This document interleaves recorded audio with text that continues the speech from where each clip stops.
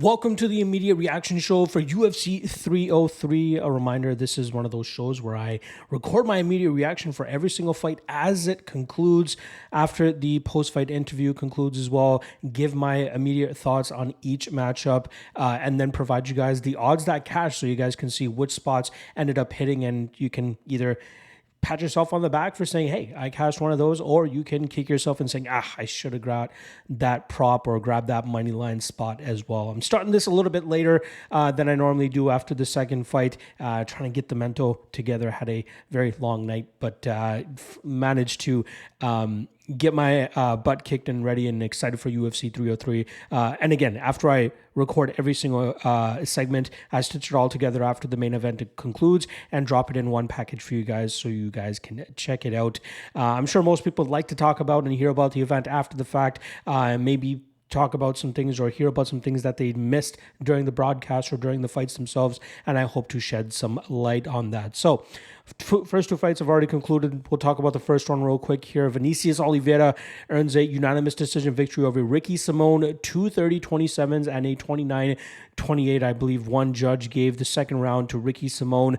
Closer round, but the other two were clearly in the favor of Vinicius Oliveira. Oliveira showcasing much better takedown defense than I was expecting him to. Did a great job in terms of maintaining his distance. I didn't think we saw as aggressive as a Ricky Simone as I thought we would. There were plenty of times where I felt like he could have let his hands go a little bit more and landed on Oliveira, especially with how Oliveira was keeping his hands so low. And I really thought the reckless nature of Oliveira would allow Ricky Simone to get him to the ground, but he pretty much reined himself in. You know, when he was reckless, he was throwing in combinations, and it seemed to cause Simone some issues, which is why Simone found it very hard to counter any of those punches or strikes with level changes of his own.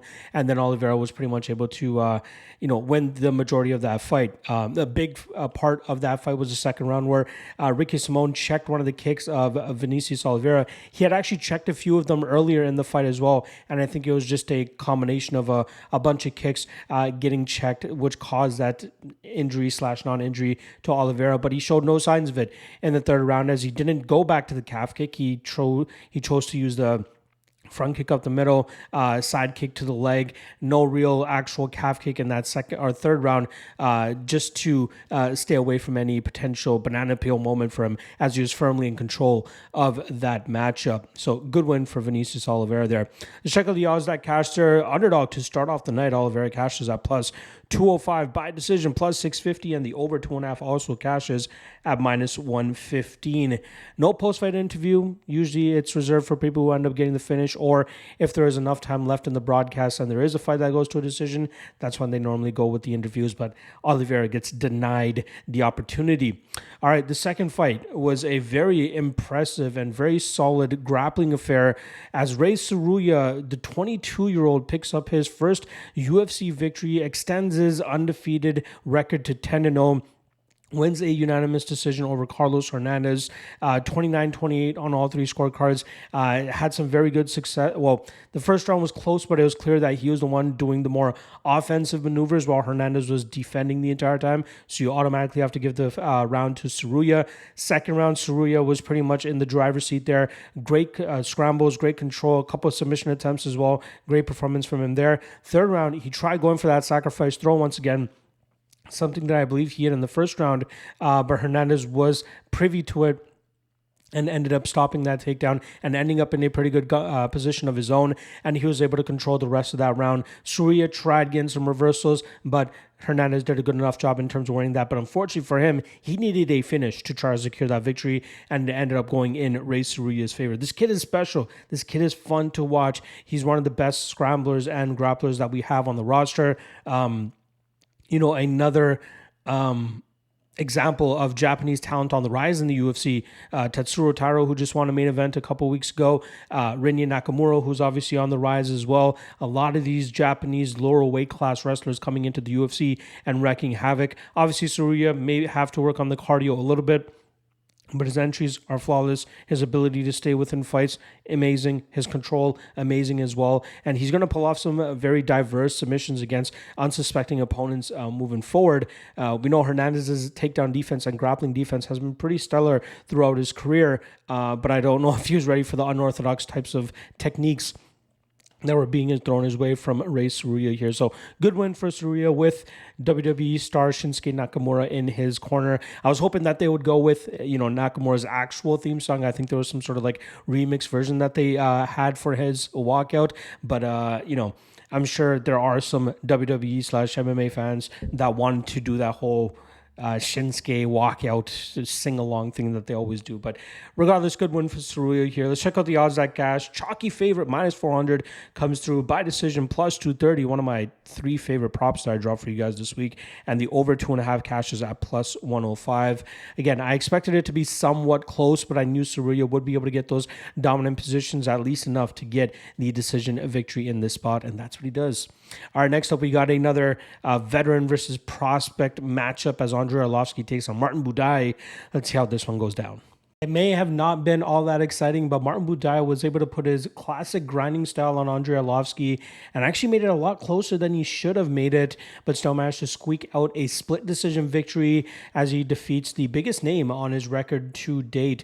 Now, Budai is a guy that normally likes to apply that clinch grappling type of a pressure, pushing his opponents against the cage, putting his forehead in their chin and starting getting off on some dirty boxing and some good knees out the middle. I thought he was clearly the one landing more damage, or at least consistent damage throughout that fight. So I don't know if it should have been really that close, but again, there were too many moments where he allowed Arlovski to reverse the position and push him against the cage. And I think if he had a little bit more urgency in terms of working his back off the cage, it would not look as close as that fight ended up looking. What I'm most pissed off about is the fact that he didn't even try to take this fight to the ground, where there seemed to be plenty of opportunities for him to at least change levels or utilize the momentum of Arlovski in the clinch and try to get a trip takedown of some sort. He had no plans of trying to take that fight to the ground, and it makes no sense to me.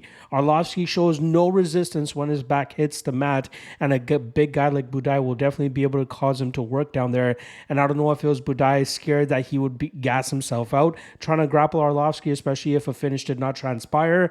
But still, it's a very weird approach from Budai, especially, again, against a guy in Arlovski that normally doesn't showcase much resistance when grappling is initiated. So, good win for Budai. Again, made it a lot harder than he should have made it, but still ends up getting his hand raised. Let's check out the odds that cash. Like I said, -290, Martin Budai. That was not a -290 type performance, but he still ends up getting the job done. By decision, +155, and the over 2.5 cashes at -190. Again, I was on Budai here. I was thinking that we would see a little bit more of aggressive version of him. I like that we still saw him staying in his opponent's face, trying to push the pace and utilize that pressure, but I would like to see a little bit more offense. It's weird when we see him kind of like get into that no man's zone where like both guys are kind of crashing the pocket, and it seems like he almost freezes up and just starts using defense immediately, moving his head, kind of flailing his arms all over the place, where it feels like he could really utilize that uppercut a little bit more effectively. Utilize that lead hook that he landed a few times, but it seems like his brain almost malfunctions whenever there is that pocket exchanger. So, credit to him for trying to look after for the defense, but there are going to be much better strikers that will make him pay in that range and ultimately put him away. So, in this one, he didn't have to worry about it. Arlovski's just out there for a paycheck at this point in time, but still, Budai goes out there and gets his hand raised by split decision. Jillian Robertson puts on an absolute grappling clinic, going out there and getting a couple 30-27s and a 30-26 from one judge, getting that unanimous decision victory over Michelle Waterson Gomez. And even when this fight started, it was interesting to see such a size advantage for Robertson, who has competed at 125 pounds in the past. I believe Waterson Gomez has competed even as low as atom weight in the past. So you can definitely see the size difference there. And that came into play, especially with the strength of Robertson when she was able to get that takedown and get some good control time from that top. She was able to get the crucifix position a couple times, land some nasty elbows, went for a couple arm bars. It seemed like if there was maybe 10 or 15 more seconds in that second round, she probably would have been able to get that arm bar and that tap. But good resilience from Waterson in terms of staying in the fight and really trying to be competitive. But it was not competitive, let's be honest. It was Robertson in the driver's seat the entire time. And I'm very, very surprised that we didn't see more 10-8s on any of the judges' scorecards. I know there was a lot of control, but the lack of offense or any success that Waterson Gomez was trying to have, there was none of it. So every round, maybe other than the third round, every round was pretty dominant for Robertson. She was the one going for submissions, landing big elbows, landing the damage. Like I just want to quickly pull up the and see if they have the UFC stats for this fight uploaded yet, because I don't even know if Waterson landed more than 5 strikes. It says that she landed 21 strikes. 41 total strikes, so maybe off of her back, but like there was nothing that she was landing of substance throughout that fight. She landed 11 in the first round, 4 in the second round, 6 in the third round. It was one-sided, in my opinion, for Jillian Robertson. So, great performance for Robertson there. Let's check out the odds that cast, and we'll talk about the post-fight interviews. Robertson money line comes through at -185, by decision +240, all decisions thus far, and over 2.5 cashes at -210.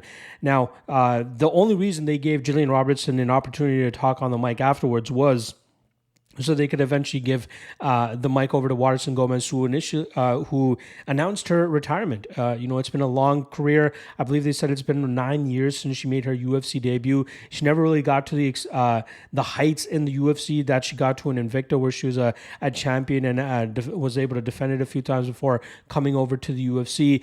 She was one of the pioneers in women's MMA. A lot of people knew her not just due to her looks, the nickname, the karate hottie. She was an exciting fighter, especially when she got her striking going, dynamic kicking game. She was in some main event slots as well throughout the UFC. But it's clear, her time has passed. We're seeing it in recent performances, and the recent performances have been quite brutal. More of the most we've ever seen her busted up in fights. The Marina Rodriguez fight was absolutely brutal. She had a very bad hematoma in this matchup against Jillian Robertson. So clearly the sport is passing her by, and I think this was a great opportunity for her to retire. Unfortunately, it came on on the back end of such a shellacking on behalf of Jillian Robertson, but still very cool to see them give Waterson Gomez that moment. They had the video package ready to go for her. They knew it was time, and there goes Michelle Waterson Gomez, one of the OGs in the women's mixed martial arts game. But tonight, the victory did belong to Jillian Robertson in a dominant unanimous decision win. Couldn't ask for a better performance from Peyton Talbot on his first UFC pay-per-view slot, as he goes out there and knocks out Giannis Kamori in 19 seconds. Absolutely blistering pace there that he was able to put on with that 1-2 down the pipe. That 2 just landing so clean. He punched through the chin of Giannis and landed on the chest/shoulder, but there was so much impact on him landing on the chin that it turned out Giannis's lights. You see Giannis fall backwards, his head nearly bouncing off the canvas. Peyton follows up with a couple more shots to completely put him out and ends up getting the quick victory there. You want to see a little bit more in terms of just a little bit of entertainment, I guess, but to do it so quickly and to do it so dominantly, you get why he was a -1,600, -2,000 favorite going into this matchup. A complete softball for him here to go out there and have that type of performance in front of a live crowd as well. And again, goes to show, like I said in my breakdowns here, I don't know who the hell is managing Giannis Kamori, but that was a horrible decision to make. All of the opponents that they've accepted for this guy, it doesn't make sense. I don't know if it was too early for him to come into the UFC, or at least he just thinks he's better than he is. But to accept your UFC debut against a guy like Howlin' Lorraine, have that fight fall out, then end up fighting a guy like William Gomez, lose that fight, then get scheduled to fight. There was another hot prospect that he was scheduled to fight. That fight ended up falling out as well, and then he gets Peyton Talbot. It doesn't make any sense to me what they're trying to do with this kid's career, but they pretty much, he's probably going to get caught after this, let's be honest. I'd be surprised if they give him a third fight, but Talbot going out there and doing exactly what he needed to do. All right, let's talk about the odds that cash for the first fight of the night that actually goes to a finish. We have Talbot cashing as a minus 2,000 favorite. No money there that you can actually, $2,000 to win $100 makes no sense. By knockout, minus 140. Round 1, plus 220. Round 1, knockout, plus 300. And the under 1.5 cashes at plus 125. I kind of dismissed this fight throughout fight week just because of knowing it was pretty much a free square here, but I really didn't expect the KO prop to only be minus 140 and for those round 1 KO props to be at plus 300. Shout out to anybody that was able to get in on that easy money there. Very easy and good spot for Peyton Talbot. Great call out for him as well to call out a guy like Adrian Yanez, who is a phenomenal striker, who was a hot prospect just like Talbot was a couple years back, and has fallen on some hard times. But this would be a great spot to see if Talbot has what it takes to hang with these top 20 guys. I think he does. It would be a tremendous matchup, and you could even possibly make it a co-main event in a Apex Fight Night type of card. So great call out. I don't know if the UFC will take it. I don't know if Yanez will take it. This kid's only 2 or 3 fights into his UFC career thus far. Yanez has deserved a lot of respect to this point, so he might end up turning this fight down. But I would love to see it, even if it's not Peyton's next fight. Those two going at it would be very, very entertaining. But yeah, great win for Peyton Talbot as he gets it done in 19 seconds, knocking out Giannis Kamori. Up until tonight, no MMA fighter has been able to knock out Charles Jourdain. There were a couple that were able to rock him, but never put him away, unlike Gene Silva was able to do today with a nasty uppercut. Hurt him first in the first round, and then in the second round was able to get that beautiful uppercut during the exit on a clinch scenario. That just goes to show the type of power that Gene Silva brings to the table. About a minute 22 into round 2 is when he was able to land that knockout. Now, this fight was pretty much split down the middle for a lot of people going back and forth. Charles Jourdain was up at minus 200, got bet all the way down to minus 135. Love for Gene Silva coming in. And I really thought this fight was kind of a scratch in terms of the unorthodox nature in which both of these guys fight. We saw Jourdain try to implement a little bit more of a mature game plan by going for takedowns, but it just goes to show that he's just not refined enough with the wrestling. But also, this is a very hard opponent to keep down in Gene Silva, who is doing all the right things, pushing the head down, not letting his hips settle on the mat, trying to turn over, work back to his feet immediately, and causing Jourdain a ton of trouble. And then on the feet, that is where I was honing in, and which is why Gene Silva ended up being my dog of the night play, is because of the power, physicality, and explosiveness advantage that he had over Jourdain. Jourdain's fun. Jourdain throws a lot of fun shots, but he's not that one punch KO kind of guy. And you could see it within a few minutes of this fight taking place that Gene Silva had Jourdain flinching on any little feint, any little movement, because of the power that Gene Silva brought to the table. Now, obviously, it's not a great look that Gene Silva missed weight yesterday. It was only by a pound, but I'm not sure how much of a huge difference it would have had here. I don't know if it would have allowed Jourdain to be more successful with the wrestling.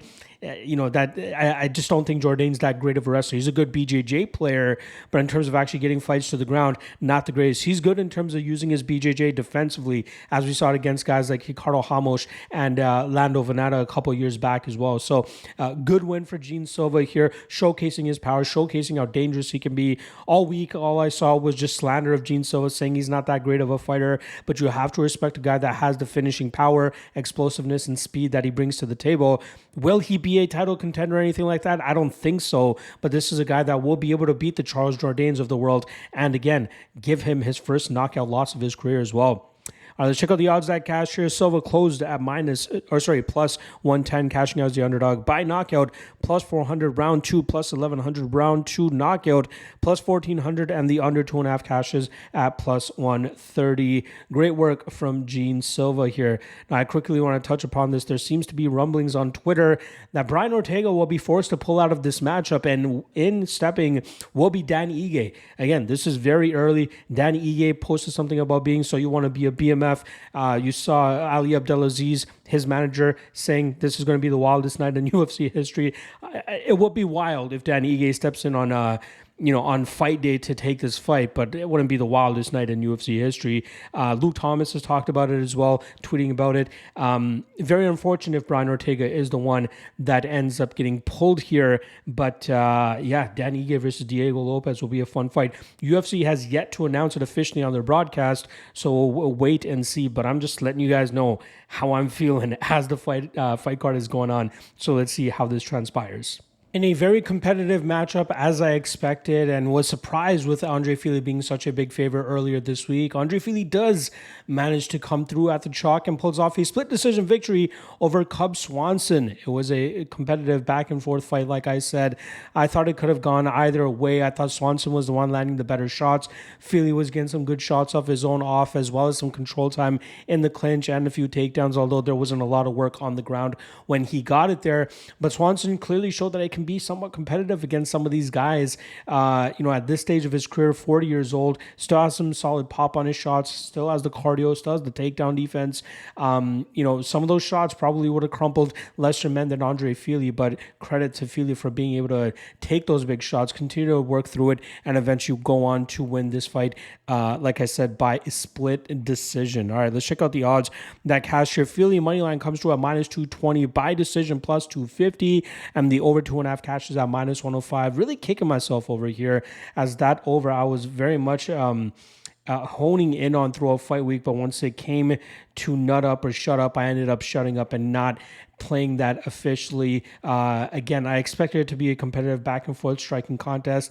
I think it was more so the durability issues that we've seen from either guy, but I really expected that the way that these guys move, that a lot of the shots would kind of, go with the momentum in terms of the direction that the fighter was going, which would all end up in these fights, end up going to the scorecards, or at least going over that over 2.5 mark, and especially at minus 105, I thought it would have been a great entry, but I did not end up pulling the trigger, so I can't toot my own horn in terms of that. It was one of my recommended totals, but again, not an official tracked play. No post-fight interview for Andre Fili, but ultimately the broadcast used that time to break the news that Brian Ortega was out of the fight due to a high fever that he was having, or high temperature, pulled him out of the fight. The UFC calls up Dan Ige, or at least Dan Ige's manager gets whiff of this news, and he messages Hunter Campbell to try to get this thing going, and he ends up making the way they called.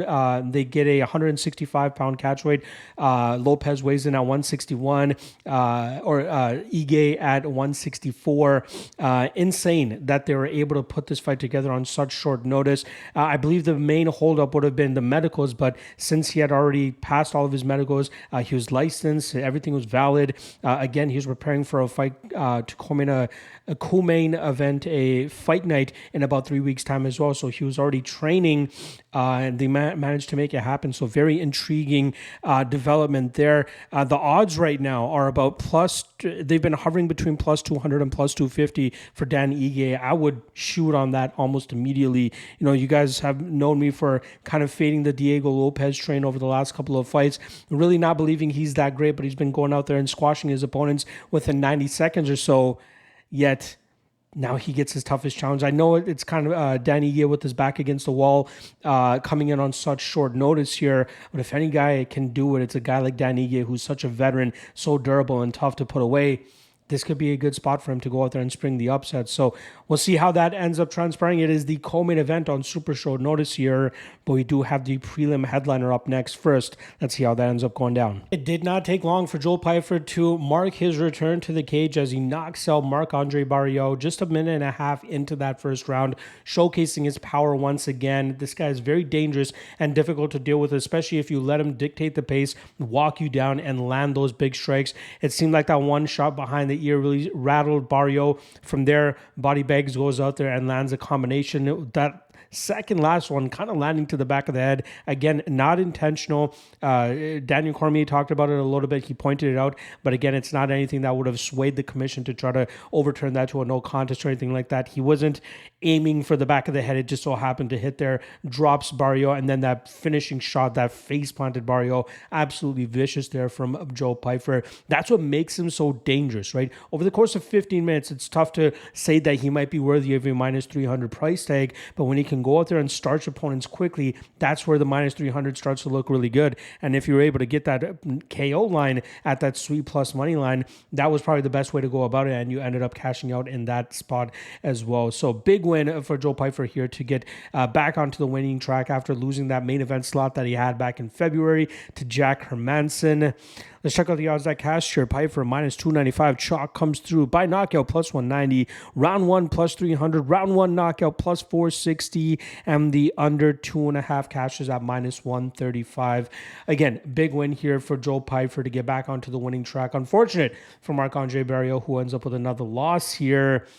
His durability, obviously very tough to deal with when he's going up against these power punchers like Joe Pyfer.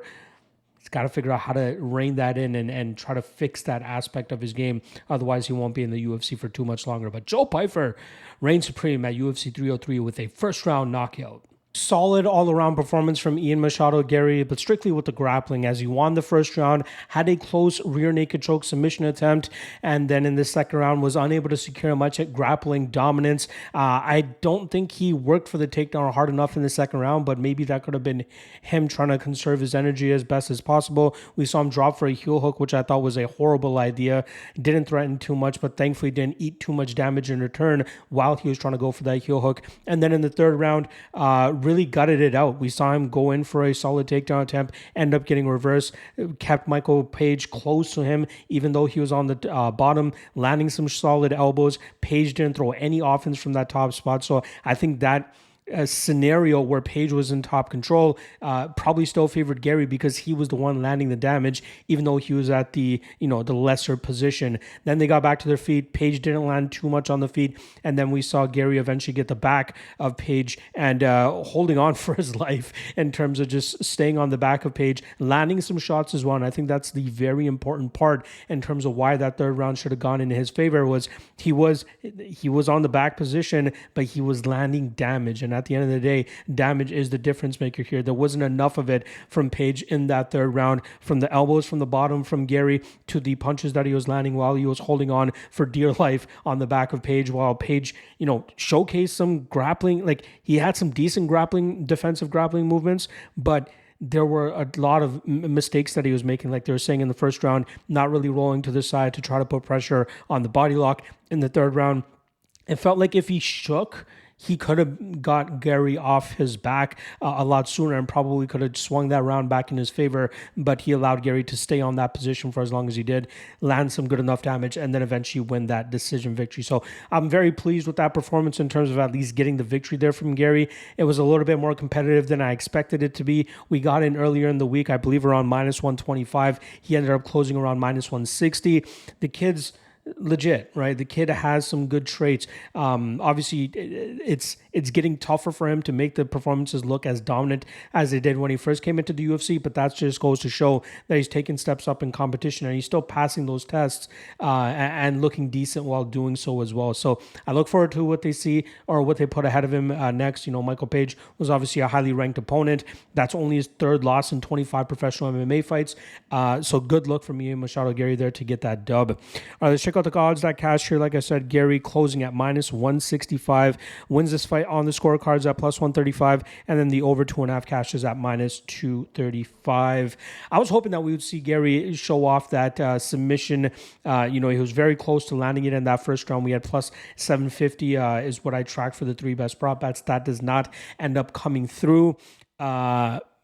It's good to see him working with guys like Damian Maia and obviously Charles Oliveira. That's kind of where his base camp is now. So the guy's working on his entire skill set, and he's still young enough to continue improving his game. So good work from him there. Michael Paige, I hope they go out and continue to give him strikers or guys that will be willing to strike with him so we can get the best performances and best entertainment out of having him in the UFC at 37 years old. I can't think of off the top of my head. You know what? Just for fun, let's do it right now. Let's check out the rankings in the middleweight division for the UFC currently. So right now, Michael Paige will likely fall down a couple of spots. Where do they have him here? Oh, wow. He's not even in the top 15. That is, welterweights. What am I talking about? I don't know why I thought middleweight. Michael Paige, number 14. So he'll probably hold on to that, as Ian Gary is actually number 7. So what other strikers could they potentially give to him? Vicente Luque would probably look to grapple him. Joaquin Buckley might strike with Paige. That could be a fun fight. Jeff Neal against Michael Paige would be a fun fight. The fight that everybody wants to see, in my opinion, is Wonderboy Thompson against Michael Paige. That should be the fight that they end up putting together here. But yeah, that seems to be the one that I would love to see. For Gary, he fights anybody in the top 5 now. Sean Brady has a big main event coming up against Vicente Luque. Maybe the winner of that fight. Sean Brady has a main event coming up against Gilbert Burns. I apologize. So maybe the winner of that fight, that's number 6 against number 8.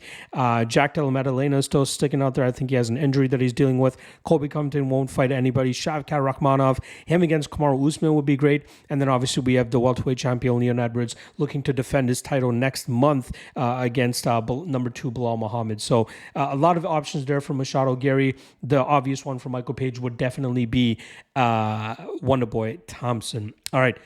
That's the first fight on the main card out of the way. We got 4 more to go. Let's see how it ends up going. After losing the first round on all 3 judges' scorecards, Macy Chiasson rumbles back, I should say, in the second round as she lands a takedown and lands a beautiful elbow to split open Mayra Bueno Silva just over the eyebrow. And you can see it leak almost immediately.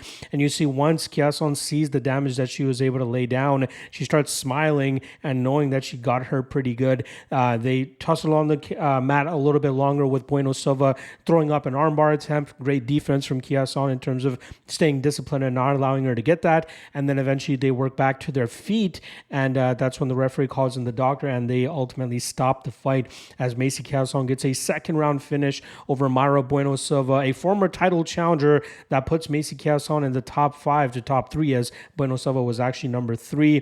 Chiasson clearly making some improvements throughout her camp, throughout her progress, throughout her training.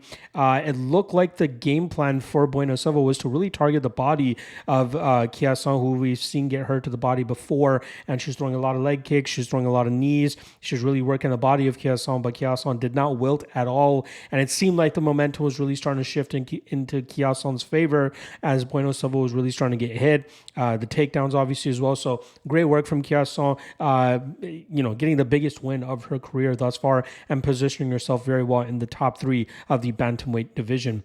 All right, let's check out the odds that cashier. Chiasson opened this week or earlier this week as the plus 170 underdog. She closes at minus 105, so a lot of that steam comes through for people. By knockout plus 1,000, round 2 plus 1,500, round 2 knockout plus 3,200, and the under 2.5 cash is at plus 150. Again, great work there from Macy Chiasson. Mayra Bueno Silva is always one of those fighters, in my opinion, who is kind of overachieved. She's always going out there and getting some of these finishes over fighters that have been able to beat her for the most part. So we'll see how she's able to bounce back from this.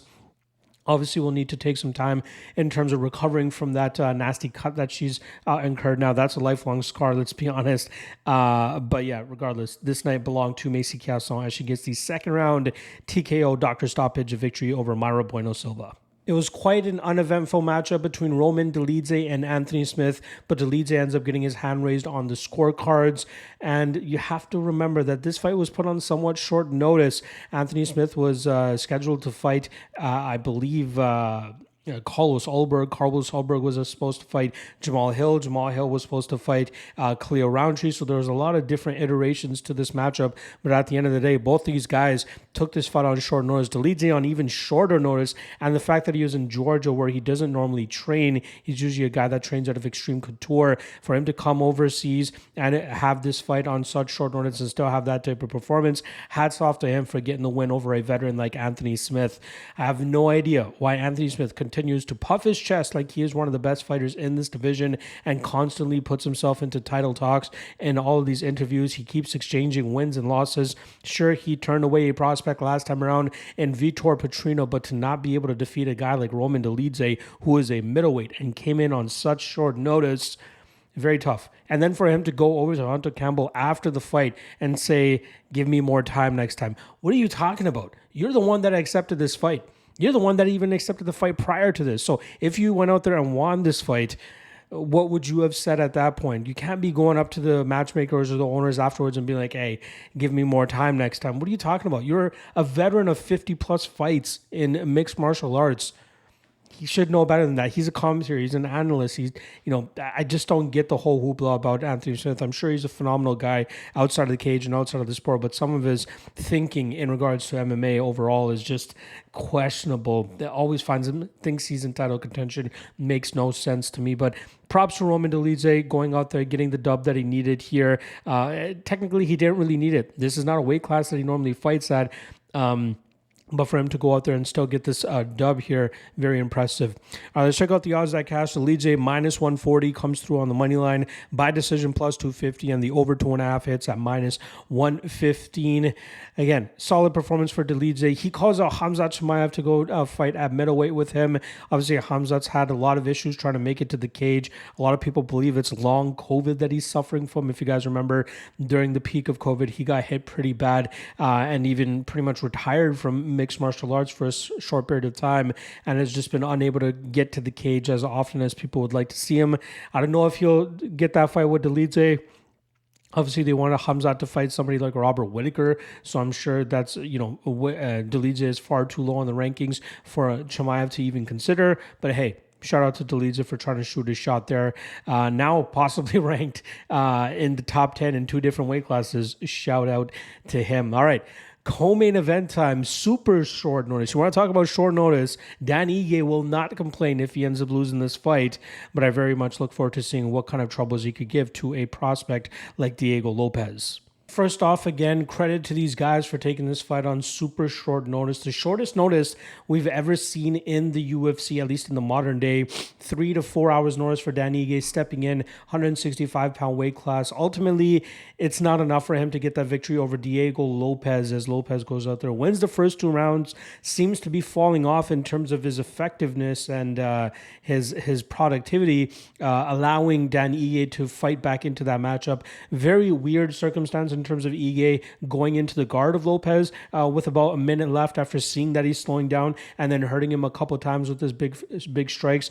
Maybe he thought he could be able to posture up, land some big elbows, and try to get the finish that way. But I really expected if he was able to continue that fight in the striking realm with the last minute or so, he could have gotten that finish. So regardless, I don't think this fight will take away from Dan Ige much at all. If anything, it adds stock to his name or improves his stock. Diego Lopez, win or lose in this matchup, people are still going to be hype about the guy, and he's positioned himself now to fight in September against a big name, Volkanovski. I love the call out, but we'll talk about the call outs after we do the odds that cash here. So shout out to the odds makers who were actually able to get odds live for this matchup. I thought that there was some value on Dan Ige around that plus 230, plus 250 line. Almost got to the finish line there, especially if he was able to really rally a little bit harder in that third round. But it's Diego Lopez who ends up getting the win here at minus 275 by decision, plus 300, and the fight to go to decision cashes at plus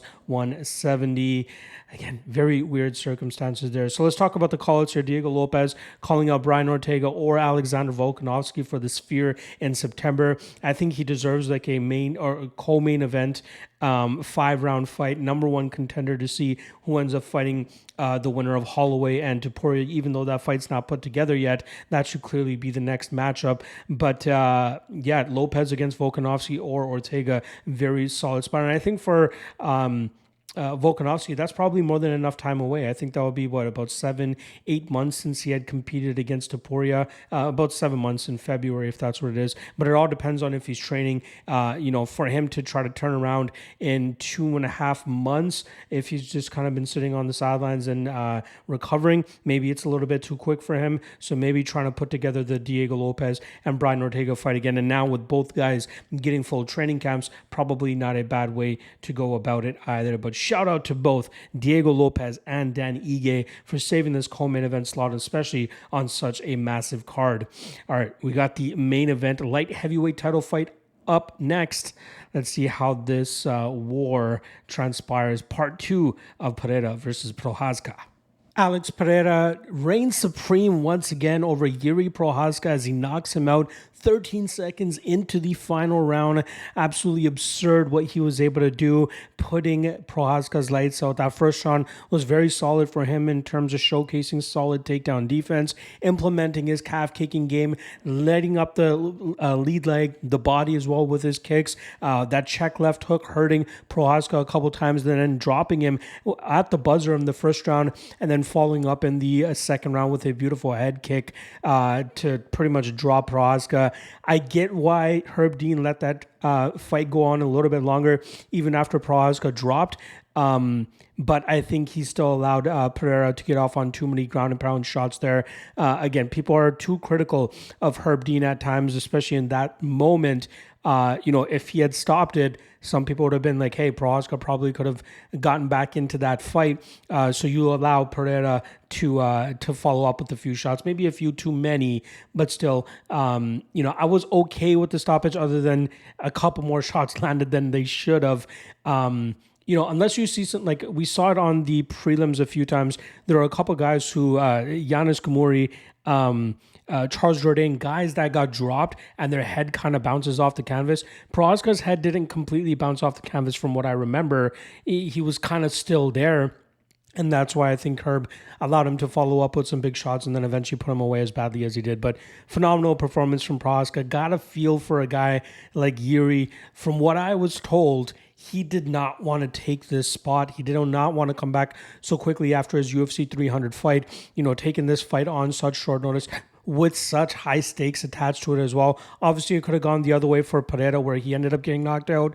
But for a guy like Prochazka, who's not the champion, who wants to get into this position, if he went out there and knocked out Pereira, the UFC probably would have given Prochazka or Pereira an immediate rematch. So it's kind of for Prochazka, now he's down the ladder a couple more shots or spots. I have no doubt that he could potentially work his way back to a title shot, but this obviously puts him back a little bit further. It would have been nice for him to go out there and get a full training camp, but I don't know if that would have changed anything, as Pereira is just so vicious, so nasty with his strikes, and obviously presents a whole lot of troubles in terms of the knockout threat that he brings to the table. What's mind-boggling to me is, though, seeing the shots that Alexander Rakic was landing on Prochazka back at UFC 300, some of them so clean, so on the target, perfect timing, a ton of power, and Prochazka didn't even flinch. Yet whenever Pereira lands, he's so stinging. His accuracy, his timing, his power, everything is on point that it just hurts Prochazka so badly. So, solid fight. So much weirdness going on with UFC 303 over the last couple of weeks after Conor McGregor pulled out. But I think they did the best that they could, and they delivered. Pereira delivers normally, and that's exactly what he was able to do tonight.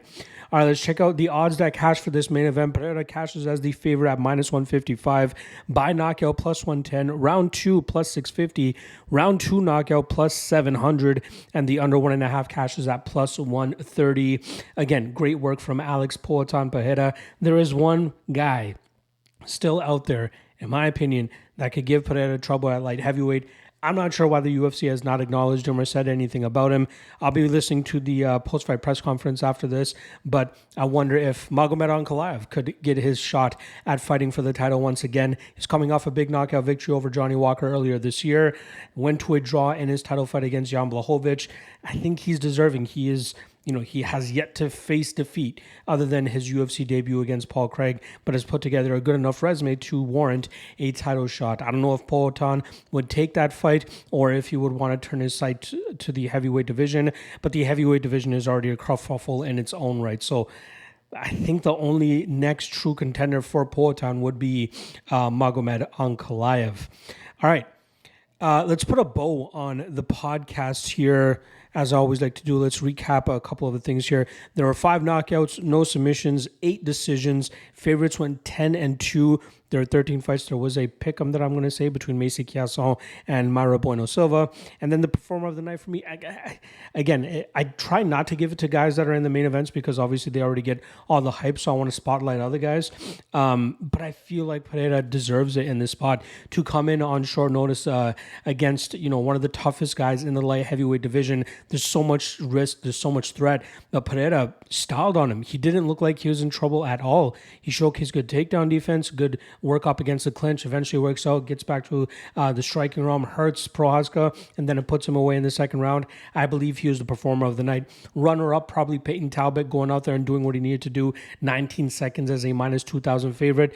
Doesn't get any better than that. So all in all, there were some slow parts throughout UFC 303. Started the card off with a few decisions, but it ended pretty high there, obviously, with that big co-main event fight between Diego Lopez and Dan Ige, and then the main event capping off the way that it did. I was more than happy with the card overall. All right, that is a wrap on the UFC content for June. There is a off week next week for the UFC. There is an LFA card, which I will likely drop a breakdown for you guys on the YouTube page. So make sure you guys keep your eyes tuned here. Otherwise, I'll be back for the July 13th event, which is Rose Namajunas against Tracy Cortez. So yeah, there is an off week. Enjoy the off week, and then we'll be right back at things the following week. Appreciate all the love, appreciate all the support. Hit that like, hit that subscribe, and if you guys want the quicker breakdowns on LFA before the public gets them, I'll be dropping them on the MMA LOT and Patreon page. Make sure you guys check that out. Otherwise, enjoy your weekend. Long weekend up here in Canada. I believe same down there in the States for July 1st. Happy Canada Day. Happy Independence Day. I'll see you guys next week. Peace.